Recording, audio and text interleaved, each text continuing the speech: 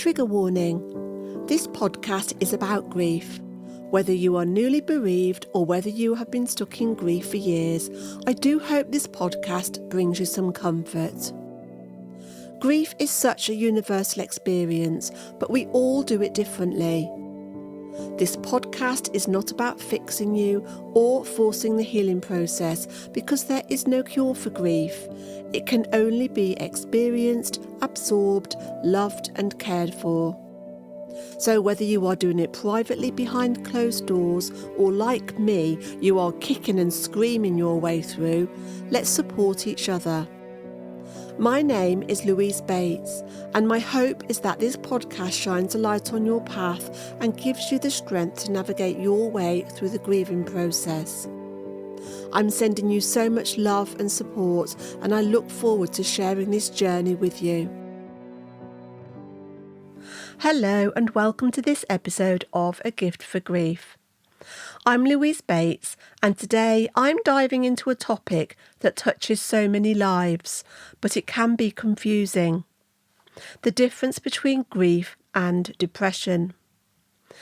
If you've ever wondered, is what I'm feeling just grief, or is it something else? You're not alone. These two experiences can look and feel very similar, but they aren't the same. In this episode, I'll talk about what makes grief unique, what sets depression apart, the places where they overlap, and most importantly, how to recognise when it might be time to reach out for extra support. So, settle in, maybe grab a cup of tea or take a gentle walk while you listen. Let's explore this together. Let's start with grief. Grief is a natural human response to loss, which shows up when someone we love dies. It's a reflection of love. We grieve deeply because we loved deeply. But we also grieve when a relationship comes to an end, or when we lose a job, a home, or even a sense of identity. There are so many shapes of grief. Grief is not neat or predictable. It doesn't follow a straight line. Some days you might feel like you're coping okay, and the next day you might be floored by a memory, a smell, or even a song. And sometimes just randomly, just because you bloody miss them. When we're grieving, there are some really common experiences that tend to show up. We feel this deep sense of missing the person, a kind of longing that never quite goes away. Tears can arrive without warning, in the car, the supermarket, or when you hear a song that reminds you of them. It can also be hard to focus, and your sleep or appetite might be all over the place. And then there are the emotions. Sadness, anger, guilt, just a few. Even moments of relief. They don't usually come one at a time either. They can all tumble in together, sometimes in the very same day. But notice that grief often comes in waves. There can be moments of laughter or joy in between the sorrow. So you might cry one moment and laugh at a memory the next. That's grief working its way through. It makes space for both pain and love. Maybe think for a moment about your own experience of grief. Did it come in waves for you? Did it surprise you with moments of joy tucked into the sadness? Did you notice the guilt when you smiled or laughed at something? I'd like to read a poem that I published in my book, A Gift for Grief. It was written by Gwen Flowers, and she gave me permission to print it in my book. It's called Grief Poem. I had my own notion of grief.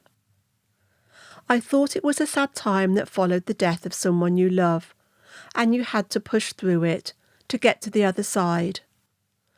There's no pushing through, but rather there is absorption, adjustment, acceptance. And grief is not something that you complete, but rather you endure. Grief is not a task to finish and move on, but an element of yourself, an alteration of your being, a new way of seeing, a new definition of self. Now let's look at depression. Depression is different. While grief is tied to a loss and comes and goes in waves, depression tends to feel more constant. It's not always triggered by a particular event, and it can cast a shadow over every part of life. Some of the signs of depression can feel a lot like grief, but they tend to be more constant and harder to shake. You might notice a persistent sadness or emptiness that just doesn't lift. Things that once brought you joy might feel flat or meaningless. Your sleep can change, either struggling to fall asleep at all or sleeping far more than usual. Your appetite can shift too, sometimes eating very little, other times much more. Depression often carries feelings of worthlessness, guilt or hopelessness, and it can make it really difficult to function in daily life, at work, in relationships, or even in the simple routines that used to feel easy. And for some people, depression also brings thoughts of death or self-harm, which can feel frightening and overwhelming.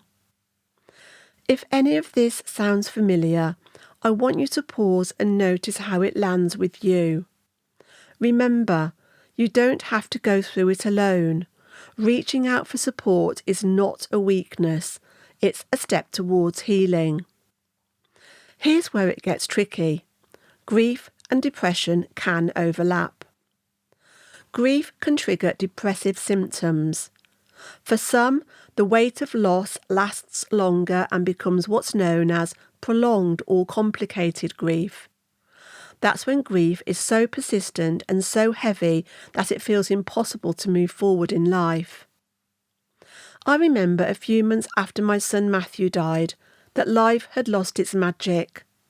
There was this massive hole that couldn't be filled, and my life felt dull, sad, and full of pain.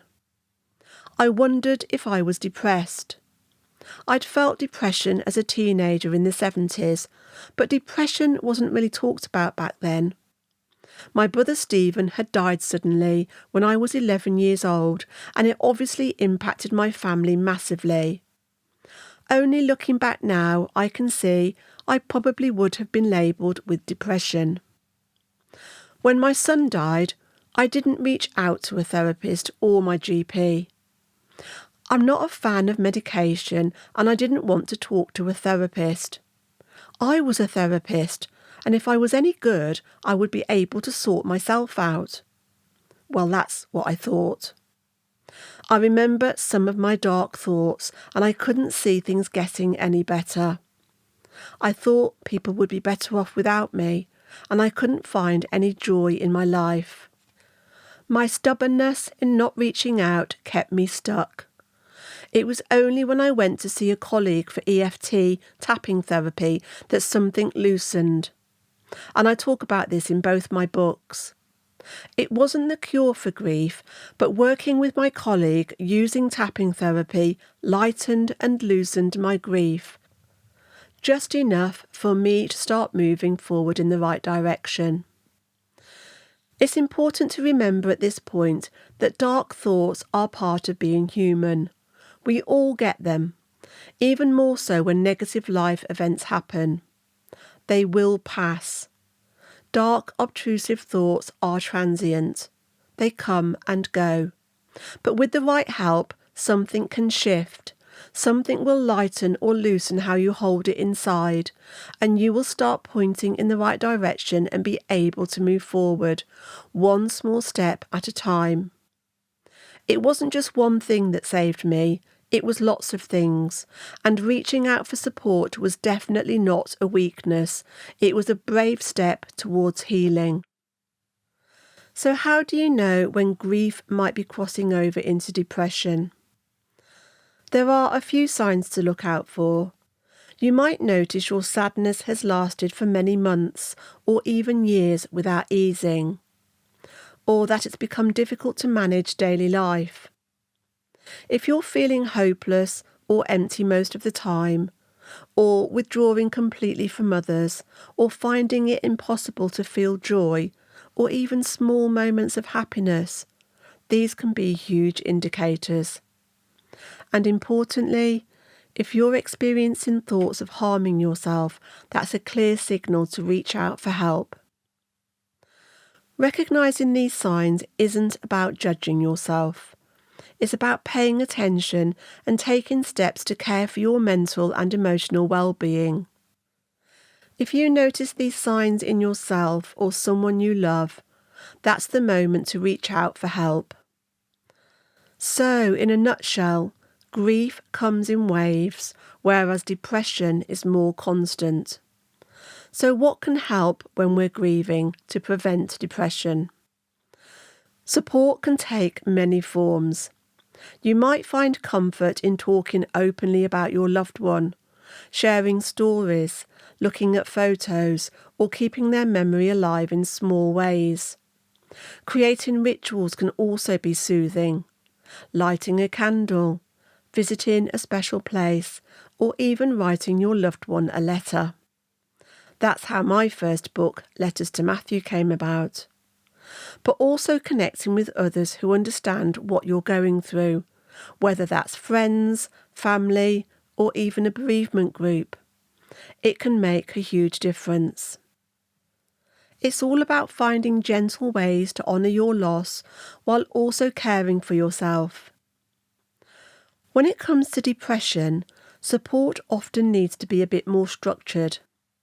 Talking to a GP or a mental health professional can be an important first step.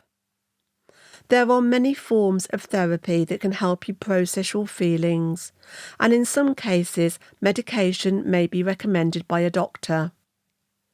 Establishing small, gentle routines like regular meals, sleep, movement, and connecting with others can also make a big difference. Sometimes the same things that help with grief, like compassion, community, and giving yourself time, are helpful for depression too. As I bring this episode to a close, I want to leave you with this thought. Grief is the cost of love, and it's something every human will experience at some point. Depression is a natural process due to negative life events. Clinical depression is a recognised mental illness that needs specific professional support. If you're unsure where you fall, be gentle with yourself. You don't need all the answers right now. What matters is noticing how you feel and being willing to reach out if things feel too heavy.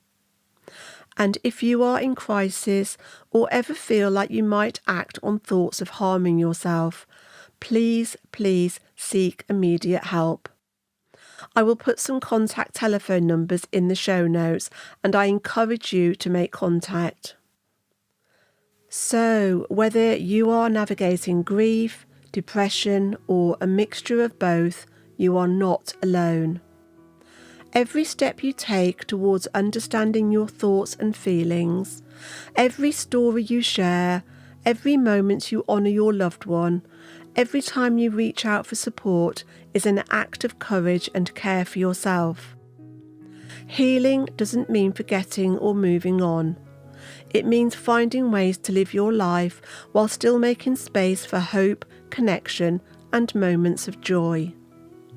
Remember, even in the heaviness of grief or the weight of depression, there is resilience within you, and there is help around you.